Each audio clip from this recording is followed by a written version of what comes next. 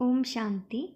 ఈరోజు మమ్మ యొక్క 52 విశేషతల్లోని 7, 8 పాయింట్స్ తెలుసుకుందాము.